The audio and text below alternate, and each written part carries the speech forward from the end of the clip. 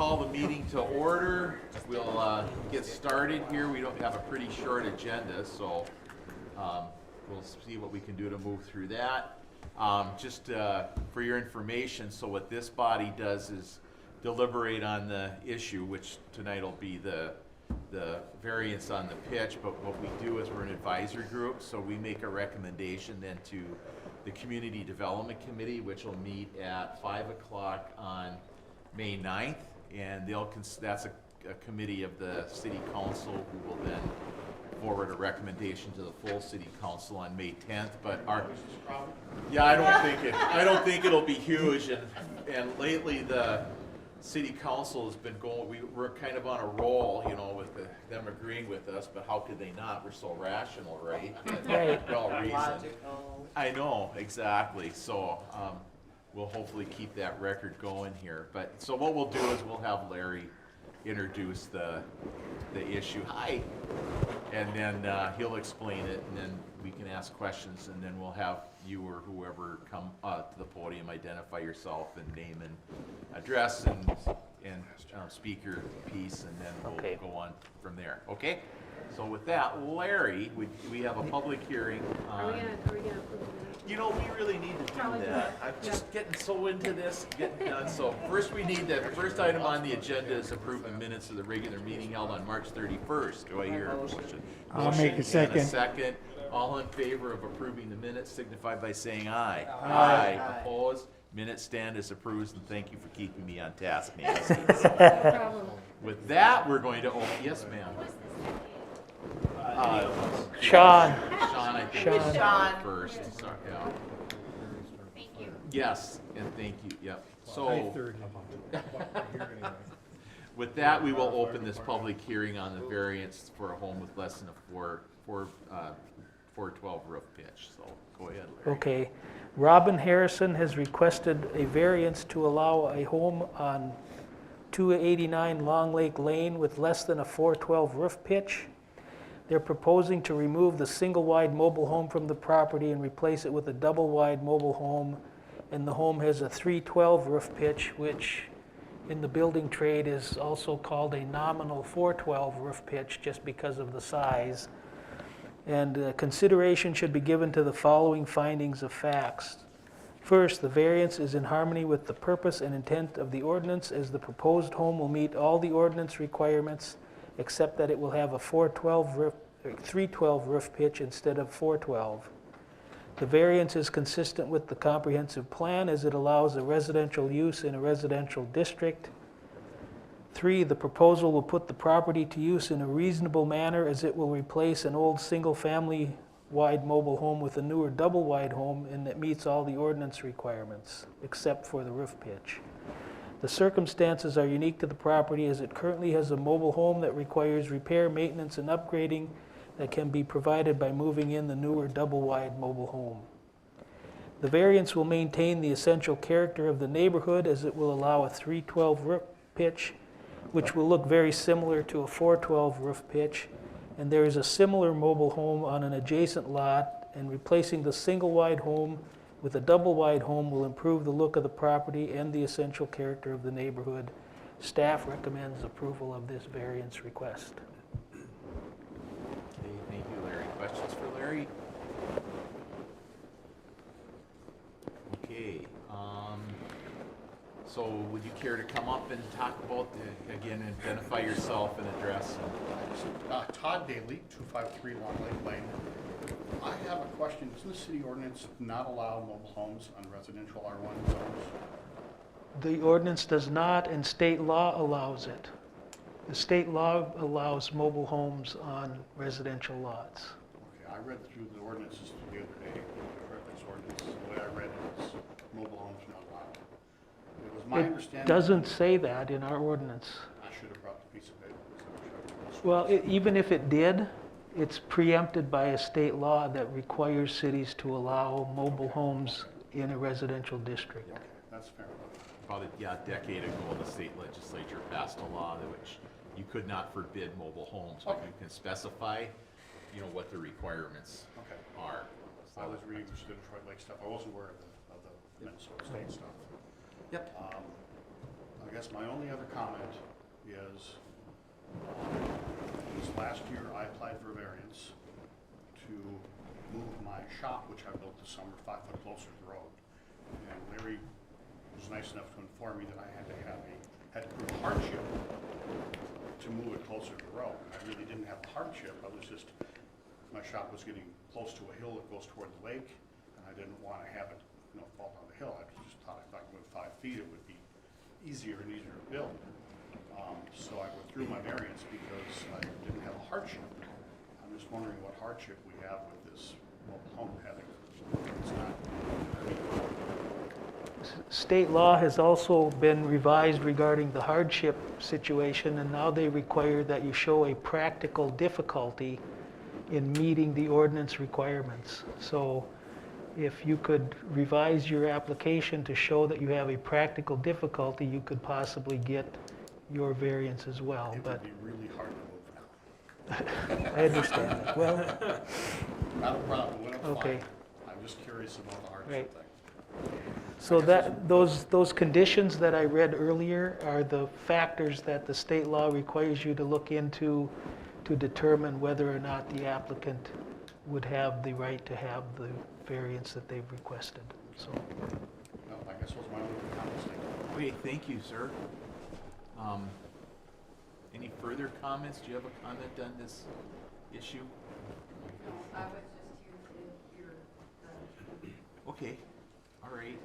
Well, with that, we'll close the public hearing, and I'd be looking for a motion on this and then I have have a- discussion. I just have a question to Okay. educate myself, Larry. So the difference from the 312 to the 412, I also read that this is a newer model and a double wide. Right. So, I mean, the standard of that industry, is that the industry going standard, to the 312? they do 312, which is in the industry standard considered a nominal 412 pitch. I'm not sure that I agree with their assessment, but from the looks, and when you look at it from the road, you wouldn't necessarily, with your own eye, determine the difference. Okay. So our standard of the 412? Our standard that of a based 412 on- is, that was the we're goal of trying the- to, we were trying to eliminate manufactured homes that didn't look like regular homes and that would have a flat roof potentially, so we were trying to avoid that issue. Okay. So we do have variances occasionally when somebody designs a home that has a flat roof, for example, but with an architect, or if they have a situation like this where the industry standard is that and they would like to move that in. So we haven't had very many variances on that issue, so I think we're pretty safe. Yeah, I just didn't know if it was sort of an upgrade the way we're doing homes now, or if it was a difference from going from a single wide to a double wide. Right. Thanks. Now a motion would be in order, and we can continue to have discussion after this. I'll make the motion to approve. Okay, Eric makes a motion to approve the Oh. variance. I'll second. Second from Nancy. Okay, further discussion on this? Seems pretty straightforward to me. Looks like it. Okay, well, with that, I'll. There were no letters, Larry? No comments or letters. All right, so, all in favor of the motion to approve the variance signify by saying aye. Aye. And opposed. Motion carries, so we will be recommending to the CDC that this variance be granted. So with that, that ends the public hearings. It's a light night, so we have an old piece of, or it's not old business, I suppose it's new, but Broadway Welding is looking for a one-year extension on a non-conforming use permit, so Larry. Yeah, they have a couple of variances and a non-conforming use permit request. The non-conforming use request is to allow a 35,000 square foot addition to an existing building with a 17-foot side yard setback, a variance from the airport zoning ordinance requirement to allow a 110,500 square foot building on a 5.56 acre lot in Zone B of the airport, and to allow paving of 71 parking spaces at 1090 Legion Road. Their plans have been put on hold for a couple of years, partly due to COVID and partly due to the fact that they had another facility in South Dakota that they were renovating at the same time, and they just didn't have the time and the resources to do both of those projects. So they would like another extension, and I would recommend approval of their request. And that's extension on both non-conforming use All- permit and the variances? Yes, correct. Okay, questions? Go ahead, Sean. I would like to move that we extend both as requested. We can do that, okay, motion on the extension, to approve the extension. Is there a second? I'll second the motion. Second by Don, and any further questions or discussion on the extension? I guess is this the first extension, the second extension? This is either it's at least the second, it might be the third. Okay, It's the second one since I've been here. yeah. So, any further discussion? Okay, all in favor of the motion signify by saying aye. Opposed? Motion carries, thank you. Anybody have any questions, or Larry, you have anything you want to fill us in on the variance conditional use status report? No, that seems to be staying pretty much the same. There hasn't been a lot of action on it, but there's nothing out of order or nothing to report at this point. How did the luncheon go? The training went Training. very well. Yes. A lot of interesting questions. It was good, I think. And who put that on? Me and Charlie Ramstead, our city attorney. That's who put it on lastly. Yeah. And I left most of the time to the attorney. And he still uses He probably knew the ones. He's never short on words. He got a lot of questions. He's good. He did get a lot of questions. I It was probably asked very, more than my fair share of questions. no, you guys were very engaged and very interesting, so it was good. I think the one thing I got out of that, I'll have to be more formal when it comes to conflict of interest. Sure. Just, I mean, it's just, Charlie covered some things that, I mean, we had the spirit of the law, but I need to just be more careful on that, so, Okay. which is fine, live and learn, that's why we have training sessions, so. And did nothing change as far as going out and individually looking at? Nothing has changed. Okay. And on conflict of interest, are you talking about us in our recusing? Yes. to, Yes, okay. I probably should have been more formal on that, it's only come up once, and I just needed to be more formal on that, and have people leave the room and Oh, so forth, that so, far. I know, yeah, and I don't know if it's that necessary, but that's what Charlie recommended, but Okay. I think we can, we didn't actually, there was no harm done, no harm, no foul, but I think for the purposes of making sure that we are following procedure, that we just need to do In some. typical lawyerly fashion, he is very overly cautious, Yes, and his thoughts were that you shouldn't participate in any of the discussion, but you could also sway the board by making a nod or so, for the sake of discussion, if. gestures that might convey something. If a So, planning commission Right. member has an issue that affects them come up, they should actually leave the rostrum here and go, at Okay. least sit in the audience, so, which had never come up before. yeah. Okay, and we don't do that as city council, but it's certainly, we'll just do it and make sure that we're covered, okay? So, it Well, was if way you ask- stricter than what I had been used to, so. If he asks for the perfect protection, he's probably gonna get a lot closer than what he's getting now. Yes, yes. I mean, there was no slap on the wrist, it's just it was information, and we can just do a better, I can do a better job on that, so, okay, so. I have a question. So after the meeting last time, we got to discussing the short-term rentals. Shannon and I did. Oh. And, Jen looked up, this feeling that people are saying we're getting too many, but we've had, 16? There have only been 16 in the 3 years that we've been doing that. I think that was the Right. number. Yeah.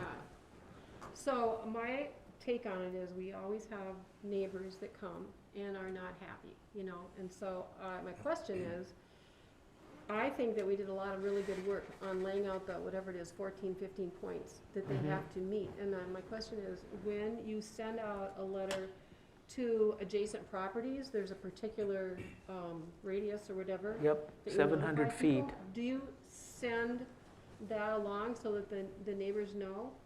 Because there was one question in a letter that you received, or a disagreement that those people don't pay taxes, but it is laid out in our points. And so, would it be advisable, when you send it out, these people are applying for this, just so you know, the ordinance requires Sure. them to follow these, things, and it might save us a lot of, We can try that and see how it works. yeah, Yeah, it's just that small. right. But it does seem that a lot of people are just kind of against it, but they don't really know all the things that we have given them that they have to follow. It won't happen for the May meeting because some of those notices have gone out already, but it will happen after that. Well, I just wondered if you thought that was a good idea. I think it's worth trying. I Yep. think it's helpful. Yeah. It could be. More It never- communication, more information that they Right. know, and then we don't have to My feeling is it clarify never helps to give them more information. Yeah, Right. Right.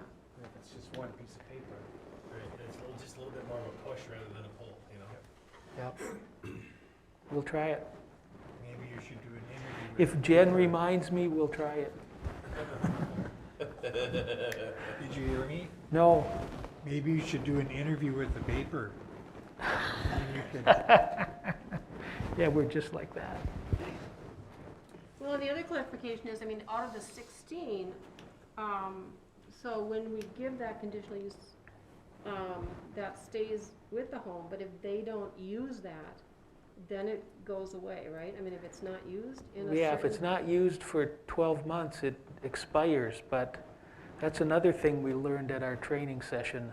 Our attorney says that in order to actually extinguish those things, we have to go in and hold a hearing and actually remove it, which we have never done in the past, and I don't really care for the whole process, but that may be what we have to do Yeah,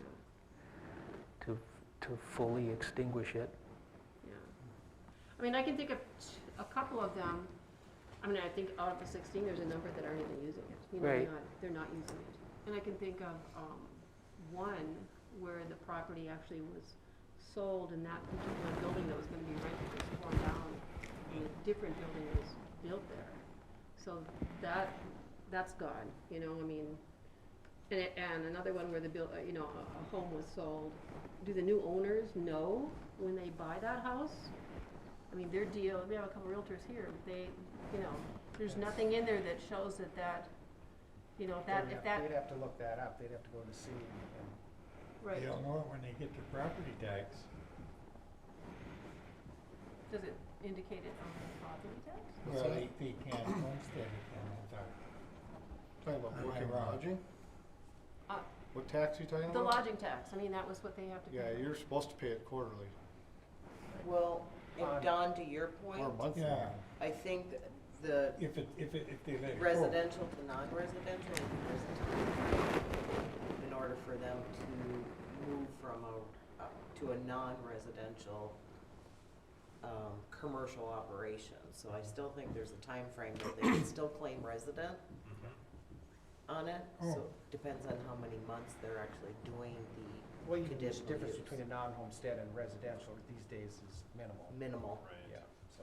Yeah, I noticed on my daughter's it was about $70. Really?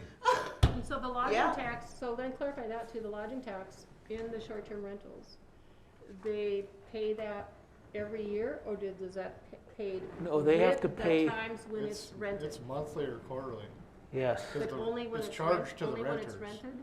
so you're just transferring the money. Okay, so if you don't have anyone that rents it in that quarter, then there No. is no tax. There's That's no what I tax, thought, yes, right. thank you, So it's more yeah, of a, it's a usage tax. then. yeah, Yeah, yeah.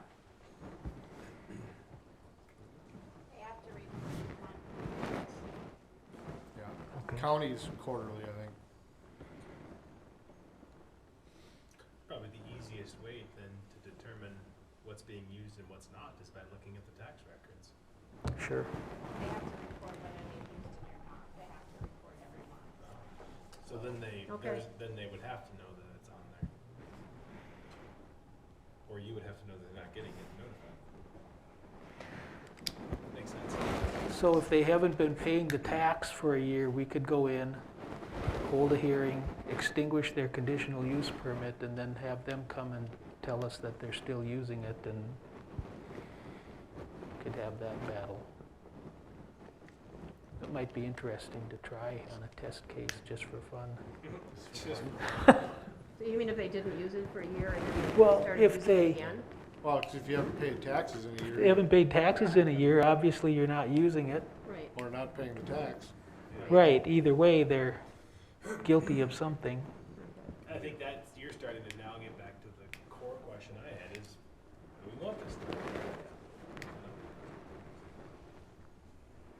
Well, whether we permit it in some way or don't permit it, we still have the issue to deal with. Because Yes. people are going to do it, either rightly or wrongly. Alright, so this fall, we'd probably open up a discussion on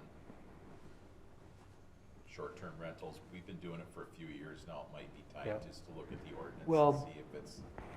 That's been done, though, several times by the council or by the CDC anyway.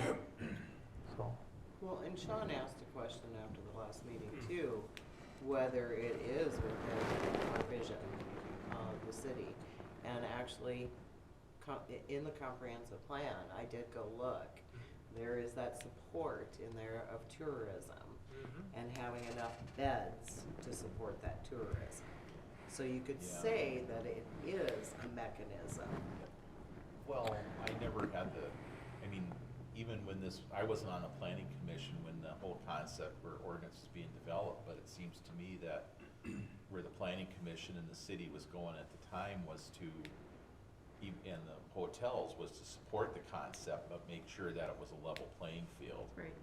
So, I mean, in general, the concept is supported, but there's things that we could look at. I mean, it's come up at CDC, Larry, but I don't know that we ever Yep. had a serious discussion on it that I well, recall. it seemed but- to me that we did, but Okay, depends. Two people can go to the same meeting and get different vibes out of it, maybe I so. missed that meeting, so it could happen. Let- But let's- anyway, it's, I mean, we've talked about. Let's go with that one, that's There good. you go. But we, I mean, we can, again, you brought up things that we could look at, like capping the number, Yeah, as a percentage, a total number, I think zoning them, but. I mean, I don't know if any of those Or let things it are go. what we wanna do, and I think that's kind of the core of my question. I would love if, you know, if you know which meetings those were discussed in, can you send the minutes or a link to the minutes? So, you know, if we wanted to, we could read through it. we Just look at don't keep comments. minutes of the subcommittees. Okay. But Makes it wouldn't sense. hurt for this body to have that discussion Right. No, either. certainly doesn't.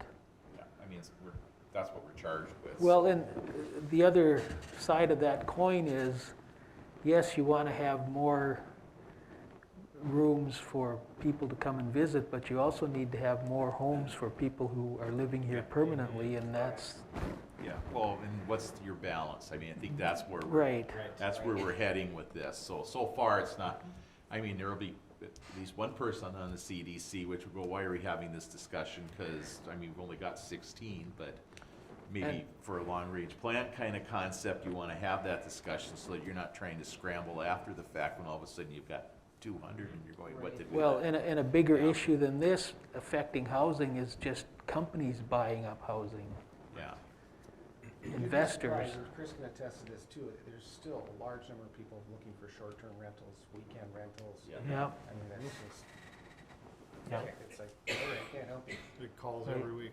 yeah. That doesn't surprise me at all.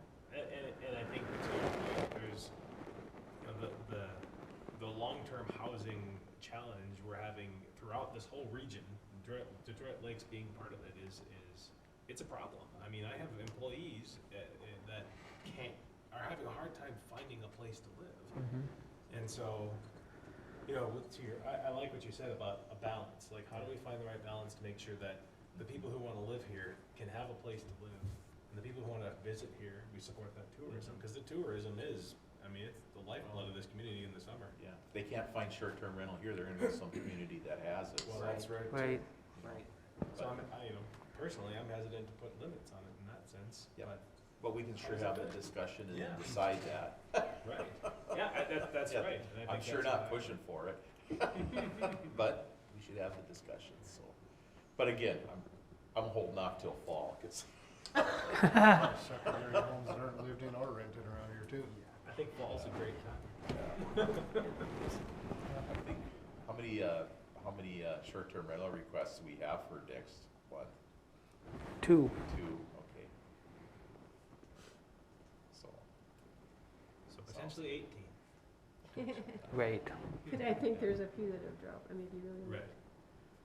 at where Right. they paid taxes, there'd be, well, you said one was demolished, Nancy, so. oh yeah, a home on South Shore See, and that one was has sold, been and the one that neighbor makes bought, sense, it was, right? they had a big home, and they had a small one that they were Yeah. gonna, you know, Airbnb. Yeah. The neighbor bought it, it's gone, and it's another big, Yeah. huge Mansion. structure. Yeah, well, it's just a mini mansion next to the real mansion. Oh, jeez. You can tell because they match, they have the same design. But that one, I mean, obviously, the short-term rental doesn't go with, that's a different house, or does it go with the property? It goes with the property, so. I don't think they're gonna Airbnb it, but I don't. Because wouldn't your bedrooms change in a house? Potentially. See, So this, wouldn't you have to review that? I think that was, that house, that thing was on a separate parcel. It was, Yep. yep. but It I mean, is. I think this is the crux of going with this whole thing, because when you think about it, if the goal of approving short-term rentals is to support the tourism in the comprehensive plan, if the tourism is not being supported because it's not being rented out, then should we keep it out there? Because now, you know, maybe if it's not being used for that period of time, we should consider revoking it, because now we're saying, look, it's fine, have short-term rentals, but if you're not going to use it that way, then let's revoke it. And now we've provided encouragement for those who are going to do it to actually use it in the way that we intend. And I think that's kind of the point that I'm getting at with all of this, is what's our intent around, as a city, what is our intent around short-term rentals related to the comprehensive plan and how we want that to function? Not that I'm trying to create more work for you, Larry. That depends on who we're talking to, and it depends on It's correct. which You're month it is, and a spot whole on. bunch of other things that Or are, like If you're gonna put a limit, a cap on it, then that's something you really have to look at. Yeah. Right. You know? right. But I mean, if you're gonna ask for it, then use it. Well, and Is that's what you're kind of saying. what I'm getting at, is like, you know, if you're gonna ask for it, use it and support, you know, and help build that tourism that is important to our community. But the difference is, though, that there's a lot of different reasons why people apply for it. Some are very casual about how they're gonna use it. They're gonna only do it when they're not here. Right. Other people are doing it as, hey, I'm buying this as an investment and I'm gonna do it all the time, and so there's Is there just, a tax write-off for that stuff? what's that? Is there a tax write-off? I'm not a tax attorney, so I don't know. The answer is yes, Yeah. because the rental income, nothing you do is not taxable under the IRS. So the answer is yes. So if you have an expense associated with it, the income is going to be charged to it. So if you want to sell an idea to the government, you need to tell them someday you'll be able to tax this, and then they'll listen. In 5 years?